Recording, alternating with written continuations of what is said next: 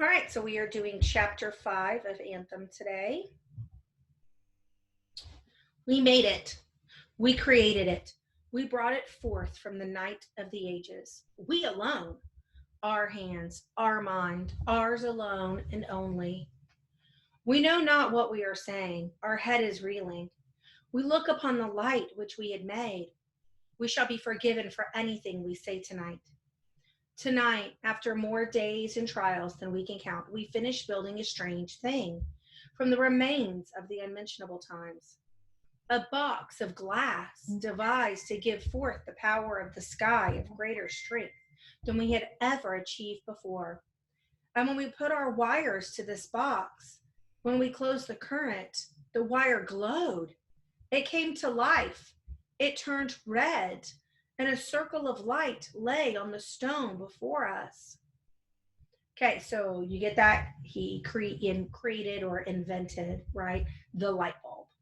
So a glass box, okay, with wires inside of it that light up and the whole thing glows. Okay, so he's describing a light bulb. We stood and we held our head in our hands. We could not conceive of that which we had created. We had touched no flint, made no fire. Yet here was light, light that came from nowhere, light from the heart of metal. We blew out the candle. Darkness swallowed us. There was nothing left around us, nothing save the night and a thin thread of flame in it as a crack in the wall of a prison. We stretched our hands to the wire and we saw our fingers in the red glow. We could not see our body nor feel it. And in that moment, nothing existed save our two hands over a wire glowing in a black abyss. Then we thought of the meaning of that which lay before us. We can light our tunnel and the city and all the cities of the world with nothing save metal and wires. We can give our brothers a new light, cleaner and brighter than any they have ever known. The power of the sky can be made to do men's bidding. There are no limits to its secrets and its might, and it can be made to grant us anything if we but choose to ask. Then we knew what we must do. Our discovery is too great for us to waste our time in sweeping the streets. We must not keep our secret to ourselves, nor bury it under the ground. We must bring it into the sight of all men. We need all our time. We need the workrooms of the home of the scholars. We want to help our brother scholars and their wisdom join to ours. There is so much work ahead for all of us, for all the scholars of the world. In a month, the World Council of Scholars is set to meet in our city. It is a great council to which the wisest of all the lands are elected, and it meets once a year in the different cities of the earth. We shall go to this council, and we shall lay before them as our gift the glass box with the power of the sky. We shall confess everything to them. They will see, understand, and forgive. For our gift is greater than our transgression. They will explain it to the council of vocations, and we shall be assigned to the home of the scholars.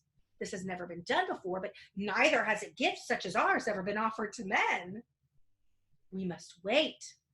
We must guard our tunnel as we have never guarded it before. For should any men save the scholars learn of our secret, they would not understand it, nor would they believe us. They would see nothing save our crime of working alone, and they would destroy us in our light. We care not about our body, but our light is. Yes, we do care. For the first time, we do care about our body.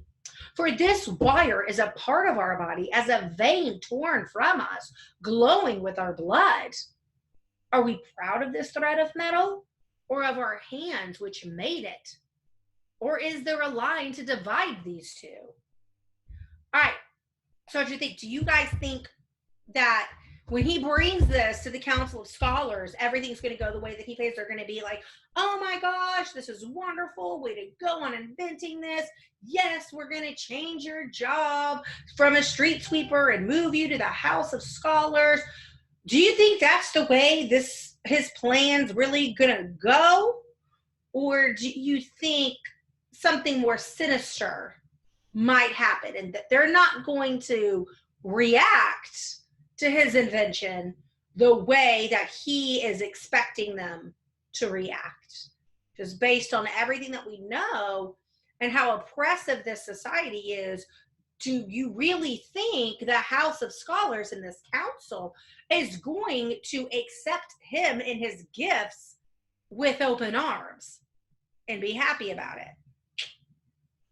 Based on what we know, seems a little risky for equality to be offering up his gift like this to everybody on Front Street. Seems like it might not be the smartest choice to make, but we'll see.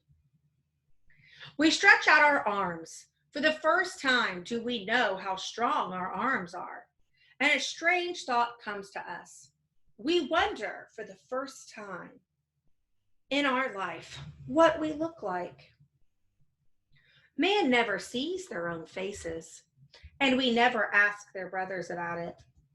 For it is evil, or never ask their brothers about it, for it is evil to have concern for their own faces or bodies. But tonight, for a reason we cannot fathom, we wish it were possible for us to know the likeness of our own person. So there you go. We know there's no reflective anything that exists in our society, nothing reflective, right? So they've not ever seen their faces and anything, which makes you wonder, because there's water, right? And water is reflective. So how have they gone their whole lives without knowing what they look like? I mean, you could almost see yourself in a glass of water if you wanted to, right? So water is reflective. So maybe he's never been to a large body of water. There's a river or whatever. Although we did talk about in an earlier chapter, right, that the golden one, or Liberty, right, she reached down and scooped some water and gave it to him over the fence. So there is water somewhere. So it's interesting that he's saying he doesn't know what his face looks like. How has he managed to avoid water and reflective this whole time if they do have water around, for her to have scooped it up like that, handed it to him? So kind of odd there. All right. So that's the end of chapter 5. Tomorrow we will do chapter 6. All righty.